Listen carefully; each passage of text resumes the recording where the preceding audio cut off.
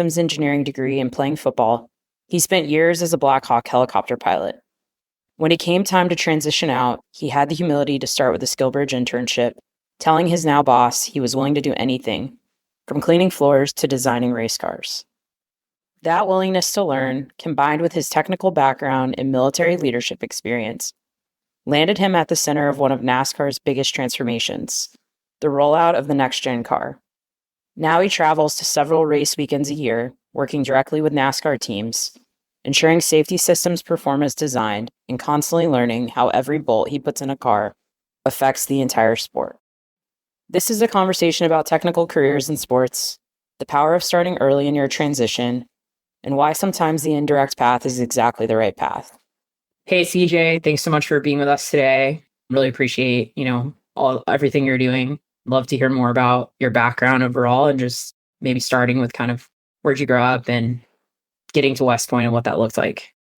Yeah, thanks for having me, Catherine. What you did for me and what you continue to do for veterans is amazing to see. So glad you're putting this out there for veterans to consume, and hopefully we get a lot of questions answered. All right, my name is TJ Tobin, so Director of Vehicle Systems here at NASCAR North Carolina.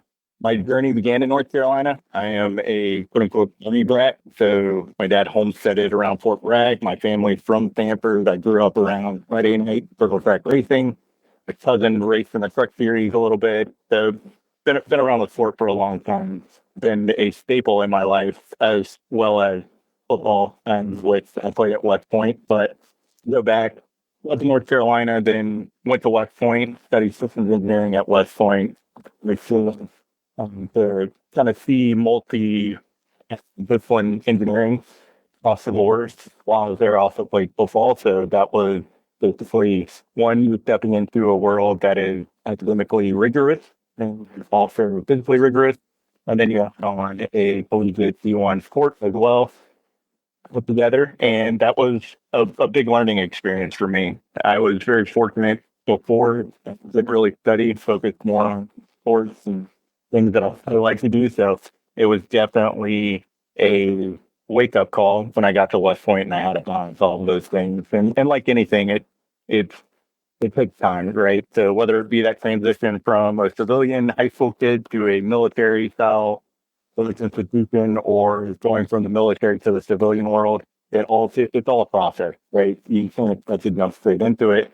It's going to take time to learn how you study, and even going to now, I find myself studying more than when I was in school or when I was in the military. But it's been a long process to get to me to where I am today in terms of where that is. So in the military, I was a UH-60 pilot, so a Black Hawk pilot. Again, going back, I just keep abusing myself with studying. So that took a lot, right? So you go from never have touched the flight controls and touching flight controls and being a pilot in command and right in between. So, life has shown me that it's a constant evolution of learning and finding your passion to get where you want to go. And that's kind of how I ended up with. Yeah, no, for sure. You talked a little bit about like growing up military brat, getting to West Point and all that. I guess when you were deciding to get out of the military, like what was it about your next step? What were you kind of exploring? And was sports, obviously I know, but was sports kind of the goal, and what did that look like? Yeah, so I was very fortunate to have a mentor named Catherine Rose, and yourself, who tell me regularly they're not been filtering out or figure out what you want to do. So whenever I was getting out of the military, I just recently proposed to my now wife, who was very fortunate, or I was very fortunate that she said, "You do something with your passion." She knows the type of person I am and how when I dive into something, I go 1,000%, whatever it is. So I, growing up with sports and being around sports and being around racing, I knew I wanted something that was different. I wanted to be back in a arena for my career outside of the military. Yes, I said specifically. Well, I think sports basically manages what I really, really enjoyed in the Army, which was, this is going to sound very cliche, but the people. They always told you it's all about the people, it's all about the people. But that is something that I miss to this day, right? Is being able to go into the hangar, hang out, and you're doing your job, but you're around people that are similar age, similar, just everything, right? Here you have these great experiences, and I love that. I knew that's something I wanted to get back into. I didn't want to lose that part of career, in a career. The sports kind of meant that was with the people aspect. You have like-minded people that are driven towards a common goal with the competitive aspect of it. So I sat down and I said, okay, I'm going to cast a wide net. I'm going to talk to every person I can that has sports. And that wasn't necessarily because I wanted to jump into any type of role. And as any sport league, it was more of understanding what is available, right? So even with my role, director of vehicle systems, 99.9% people aren't going to really know what that is. I didn't know what it was when I got into it. And so it was getting a basic understanding of what is available out there. As I started having these conversations with individuals across pretty much every major sports league, the big four in the US and racing, I started narrowing it down. I believe you were actually the one that put me on to the data bowl and what that provided for individuals. So when veterans ask me, okay, how do I set myself up for a transition? And it's really hard when you look at outside things. So you talk about working in finance, you talk about working in consulting to say, okay, what can I do? Well, yeah, the Army does carry over a lot of that stuff, but in sports, there are a lot of competitions and a lot of ways to put your work out there because there's so much open source data that things like the Big Data Bowl are prime examples of individuals, whether you be in the military. So I've done it. I know that last year, there's also another veteran that was transitioning that did the Big Data Bowl, did the mentorship program as well. But it gives you a body of work that is specific to sport, right? That's the best way to do it. When people ask about racing, right? So most military bases are built in the Southeast, and the arts solution is offered in the Southeast. So if you're stationed at Fort Browns, there are probably 6 short tracks that are, within 50 miles of you. It's doing those things above and beyond to, if you want to work in racing, whether it be on a technical role, like myself, or be a mechanic, or even nowadays, some of our fit groups, right? They're an athlete, they're looking for athletes in the military. There's a lot of athletes, right? You're constantly developing your body and keeping your body in shape. So I say all this to say there are ways to get experience in the field that you're looking to get into without having to have 2 careers, right? You can volunteer there are plenty of people who race on Friday nights that would love another set of homes to work on their cars on the weekends or just whenever you have time available. So the Big Data Bowl was that for me, and it also gave me kind of light into one of the areas that I was looking. So to go back, my wife like, hey, sports, we narrowed it down, and the 2 big things were football and racing because that's what I had the most experience in, but it's also what I had the most passion in, right? And for me, that was a huge thing. I wanted to be passionate about what my group was going to be. So when I did the Big Data Bowl, I learned a lot. My mentor at the time was doing some analytics for a team. He was able to kind of walk me through what it looks like to be an analyst at the team level on the actual play development side, less on the business side. Well, actually not on the business side at all. And he was able to walk me through all that and what that looks like and what the sphere of the working in the NFL in that position looked like. Then as I kept having these conversations with individuals in racing, actually my current boss pulled message on LinkedIn and said, hey, there's a really cool program where the military lets me go work for the last 6 months. And I'd love to be able to show you what I can do, just out wherever you want to, whether that be cleaning floors, doing bulk away, or designing race clothes. Fortunately for me, he had a friend growing up that was in the military, so he kind of understood what that looked like. And I was able to get this CSP internship here at NASCAR. So that's a little bit about my transition into where I am now. Yeah, I mean, I think what you displayed is like the humility to know, like, here you are, like, a pilot, commander, it's not that you necessarily have to start at the bottom at an organization, but having the humility during that transition process to try stuff kind of quote at the bottom. You can still transition into roles that make sense for your level or maybe one below. But you have to have the humility, I think, during that transition process to say, these people have been working in this space for just as long as I've been working in the military. I might have great leadership skills, soft skills, and even some technical skills I'm bringing from the military.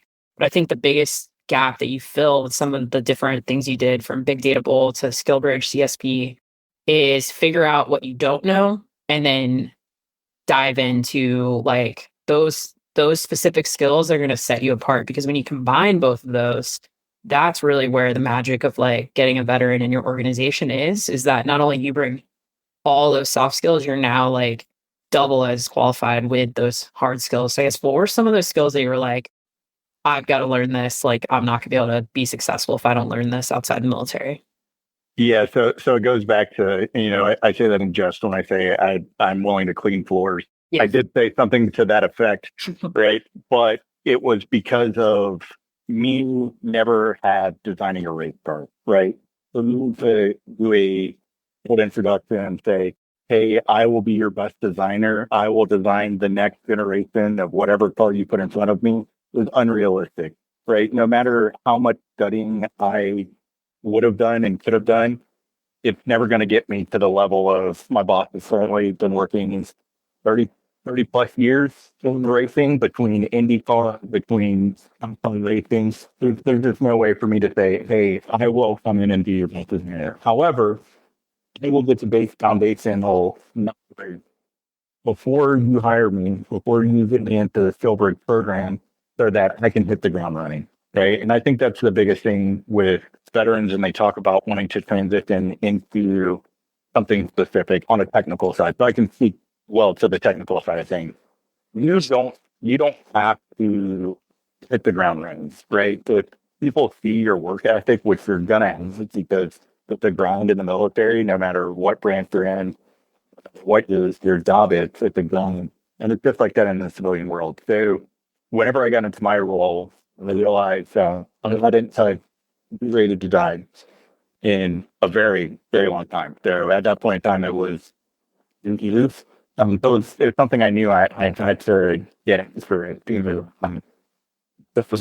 stuff like that the job training is where you as a veteran go off your abilities. So they kind of understand where you're at now, but they don't necessarily understand what the ceiling there. Okay, so if you continue to knock out these things, continue to push your ceiling further and further up, that's what they appreciate. And especially in technical roles, right? There's so much knowledge out there readily available that when you're trying to do this, say 20, 30 years ago, it's hard to get spun up because you don't have the resources available. With the big data bowl, there's so much open source code out there right now that you can look at and say, okay, how did this person get out for what I was looking for? It's the same thing with designing a race car. There are thousands of examples out there of race cars that have been designed, cutting edge technology, and people openly talk about, right? And getting yourself well studied in some of those things so that when you're having these conversations, you can speak intelligently. Everybody in the room will know that, hey, you're newer to this, but this person is putting in the effort to kind of get spun up. And hopefully you have this humility for them. And they're willing to put in the time, put in the work. Just to help the team continue. Yeah, no, for sure. I mean, I think you hit on everything there from like how to make that transition easy for not easy, it's definitely not easy, but like easier for yourself. And but also knowing going in, like you're not gonna just walk into the same position and everyone's gonna understand what you can bring to the table. You really, like I always say, tell them, then show them. Like and you followed the playbook, which always makes me happy. Like you were like, okay, I need to start early. I need to try all these things. I'm going to build a portfolio of work. I'm going to be able to walk in and say, hey, like, I don't know everything, but here's all the work I've done to get as close as I can to get a good start. When you talk about like going from the skill bridge, so a lot of veterans obviously might have that opportunity And then landing the role, I guess, like what were some of the things that you felt like you did during that made it, a little bit of an easier process for you to then land the full-time role and kind of go into what you're doing now? It was leaning on some of those soft skills, right? Being able to, so in the engineering world, you basically look at it as, okay, as an engineer, you're specifically brought in to do a very specific thing, which is design parts, right? So a lot of times when someone's been doing that over a career, right, that becomes their primary focus. When you're in the military, right, you're learning everybody's job, and that doesn't mean you're doing everybody's job. You just have to understand or understand what every person in the organization is doing and how they can continue to sell the company forward, right? So I think that aspect was something really great, and also it doesn't hurt that I like talking to people, but it's being able to have those conversations that everybody likes to put on their resume, being cross-functional and cross-functionality is something that I took advantage of, right? So I wanted to understand not only my job, but how everybody's jobs around you can help me continue to grow as an engineer. So when I first got here, I sat down with, I'm a vehicle systems engineer, which means I design suspension, brake, steering, everything that makes the car move is what I design. I don't design aero. I don't design aero consists of body work. I don't design electrical. I don't design things myself. But I have to understand how to integrate that into the car, into the vehicle. So, when I was here, I wanted to learn some. I didn't just focus on the one thing I was doing. I focused on everything that everybody was doing. So I had a better understanding of how I can do my job then. And as I continued on here at NASCAR over the last, 3.5 years, I've also wanted to continue to branch out. Okay, I'm designing race cars, but what are the business implications of what I'm doing? What are the marketing side implications of what I'm doing? What is the partnership marketing side implications of what I'm doing? And continuing to want to grow so that I have a better understanding. And this is going to sound very simplistic, but when I put a bolt on the car, what are the ripple implications of me putting that specific bolt inside the stuff? And that's something that I'm just intrigued by and wanted to continue to grow. But again, when you're a veteran and you show, and whether you're talking to somebody that does a specific role or you're applying for a specific role, being able to talk intelligently or have the desire to want to talk intelligently about the entire business and not just that specific thing, I think will show those individuals and at least hear it from individuals that, okay, he not only understands what he's doing in his role, but he understands that his role will follow parallel and then doing things. Yeah, no, for sure. I mean, you hit it on the head too. It's just like it's easy whether you're technical side or performance side and business side to like isolate those. A lot of people will tell you that, but you certainly should. Like you should be able to do your work without necessarily thinking about all the implications. If the team loses, we're going to not sell as many tickets, whatever it might be. But on the flip side, I think they play really nicely together. And it's something I've been able to dabble in both sides. And I think it makes me better at my job on the business side to understand some of the aspects of the performance side. And I think what you've done is like incredible just in your short time there. I guess we'll go into like on a race weekend. What does that look like? What are you responsible for? Maybe, or even just during the main race. But yeah, curious from your perspective, like what does that look like? Yeah. So for people who aren't aware, in the Cup Series, so that's our premier series, our top series within in 2022. So this also kind of gets where the luck aspect comes in to play of your transition, your timing, and things like that. I came in the January, so it was January of 2022, which also corresponded to the rollout of what we call the next car. So the next car is a single source of that. And so us here at NASCAR R&D, we designed the car that the parts manufacturers, multiple different groups, and then the teams only buy those.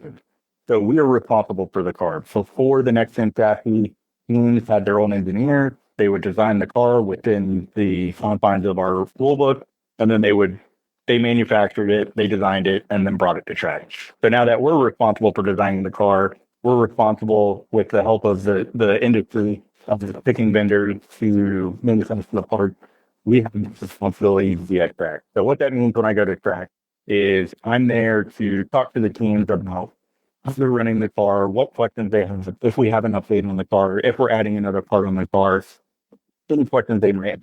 Also, it's great for me as a designer to understand some of the issues out there and how I can help them, in a high performance kind of realm. Everything needs to be seamless. And the best way to get that is the person that is currently working on or pulling data off of the cars so that we understand where we're at and where we need to go. So I spent a lot of time doing that. For the vehicle systems engineer. So NASCAR R&D was founded, or like where we're currently at was opened up in 2001 as a safety center. Safety is our top priority when we design a car. So we're there for that reason. Well, so we design these vehicles in a certain way. We want to make sure that things are buckling when they need to buckle, parts are staying on the car, all of these things protect the drivers. So when I'm there, and a lot of us fans like the style of racing we do, and the style of racing we do is a lot of beating and banging, and that does increase the amount of wrecks that we have. So I'm also there to make sure that our parts are performing according to what we see in simulations and what we see in live bulls as well. So between that, and that takes up about 75% of my time, but it's also a great place because we travel, 35 plus weeks a year. And everybody, so our work week looks a lot different when you're traveling that frequently, and our races are Friday through Sunday, our race weekend. So we spend a lot of time into the business side of, understanding your role as well, to talk to vendors, talk to teams about parts availability. So we're not only responsible for designing the parts, but also making sure the manufacturer is getting those parts in their home and can see all these things. So we spend a lot of our time just talking to vendors as well. Understanding where they're at, what manufacturing issues they're having. And again, we're just continuing to build that portfolio as we go into, the future. And if we have to design another car, hey, these are lessons learned. So that's the other 25% of the time that I spend at that. So that makes up pretty much this weekend. Yeah. I'm getting busy, constantly running around off the track, but it's all things to again better us as a sport, as an industry. What's important that our goal of putting on safe, right, amazing races. Yeah, no. I mean, I've seen you at the NASCAR Coda race, like running around, going to the different garages, like talking to people. Oh, someone got knocked. Okay, let's go check it out. So I've definitely seen it.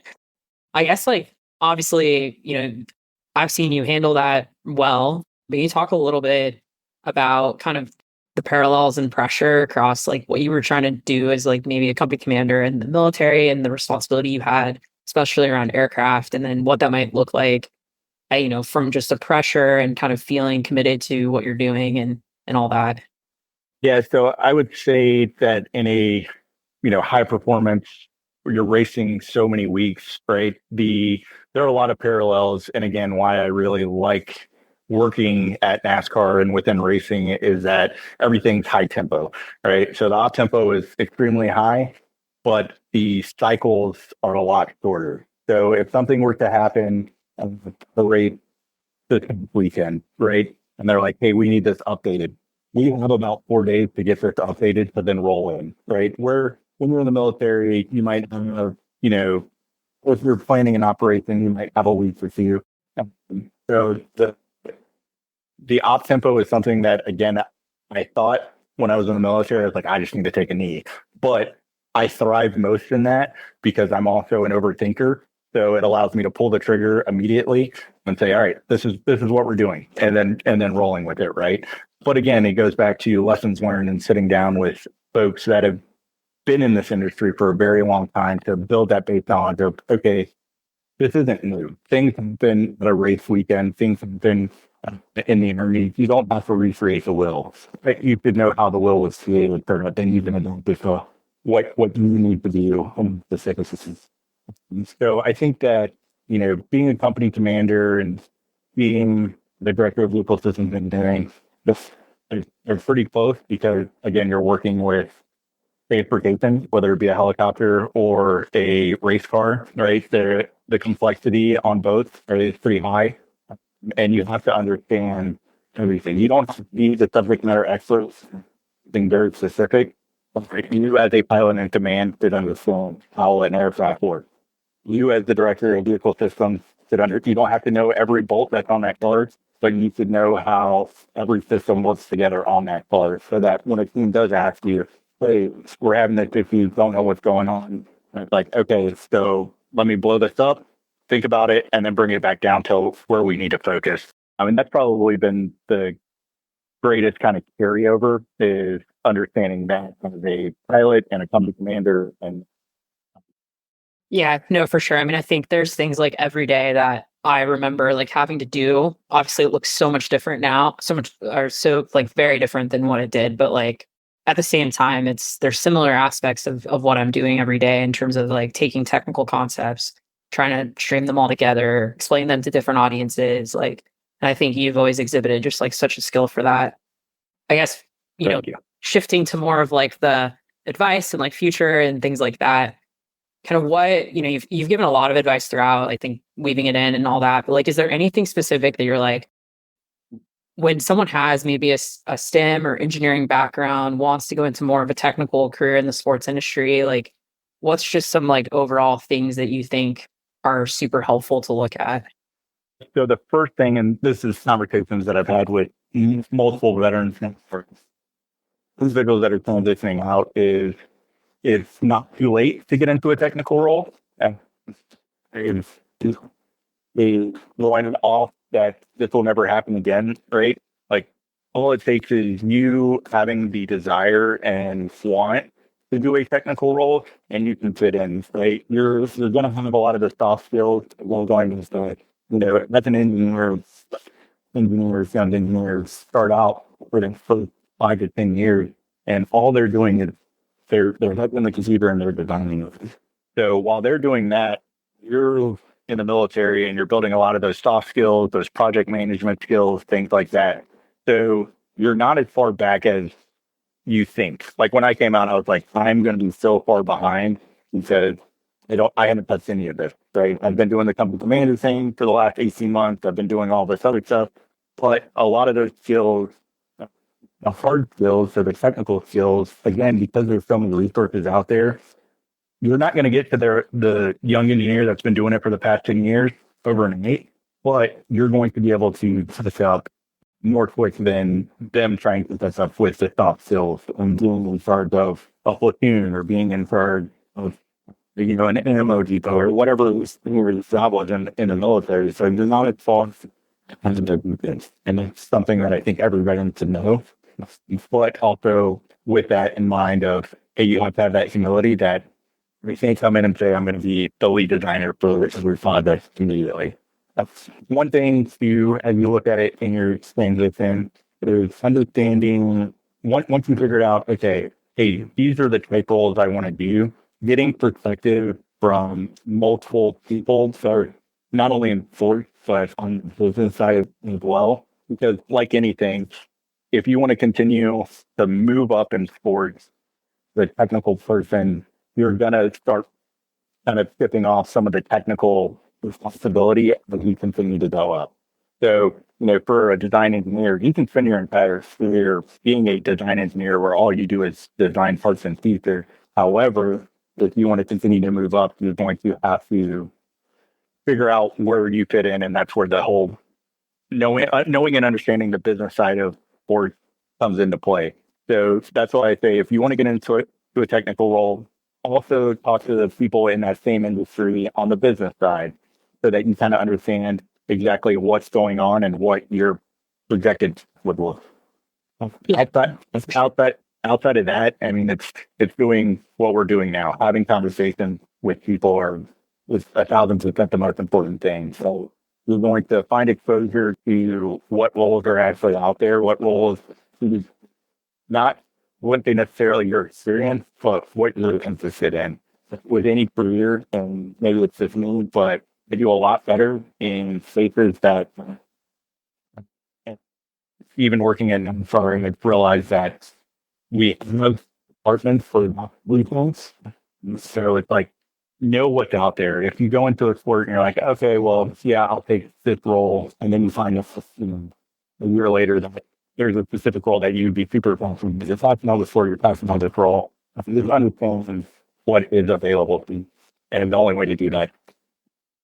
Yeah, no, for sure. And I think like you hit on a lot of things that in those conversations, like how to create value. So it's like you're not just like asking people what it's like to work in sports or do their job, but it's about asking them valuable questions like, oh, I saw you guys launch this initiative, or I'm really interested in this part of like, oh, you guys launched the next gen. Like, what does that look like? Like just taking your time to do research before those conversations can go a long way because people love talking about what they're working on way more, and I mean, obviously everyone is typically open to having a conversation with the veteran, but it's like, how do you become memorable in those conversations? No, definitely. And it's again, it's those conversations could be eye-opening to you, but being able to have that commonality of like, okay, this person is obviously interested and it's not just set in the box. So let me get as many people on the phone. No, for sure. Well, CJ, thanks so much for your time. Been awesome to watch your journey. It is really cool for me, especially. But No, well, excited to have you on here. yeah, no, thank you for all your help, Catherine, and what you're doing for, veterans and people who are currently transitioning. It's invaluable, the community that you've built and continue to build. And I'm excited to see more veterans within NASCAR, but just more veterans across sports in general. Yeah, no, for sure. Awesome. Well, thank you. All right. Have a good one. Thanks, Catherine. 2 episodes in, and some clear themes are already emerging from these conversations. First, preparation matters more than credentials sometimes. Both Russ and CJ spent months researching their markets, building portfolios of work, and understanding the landscape before they ever applied for roles. They weren't just looking for any job in sports, they were positioning themselves for the right opportunities. Second, humility opens doors that rank can't. Russ was willing to drive a Zamboni. CJ even offered to clean floors, even if in jest. Neither of them thought these positions were beneath them. They saw them as entry points into industries they wanted to understand. That willingness to start where you can, not where you think you deserve to be, made all the difference. Third, the business side matters as much as the technical side of sports. Whether you're designing race cars or building a military outreach program, understanding how your work connects to revenue, partnerships, and organizational goals makes you more valuable and more effective. Here's what struck me most. Both Russ and CJ are still very much themselves. They didn't shed their military identity to fit into civilian roles. They found ways to apply their military experience authentically. Russ uses his understanding of military communities to build programs that actually serve these communities. CJ applies systems thinking and cross-functional leadership to make NASCAR safer and more competitive. Military experience isn't something you need to translate or overcome. It's something that can transform the industries you enter when you find the right fit and apply it with intention. Next week, we'll hear from another person who took yet another path into sports, proving once again that there's no single formula for making this transition work.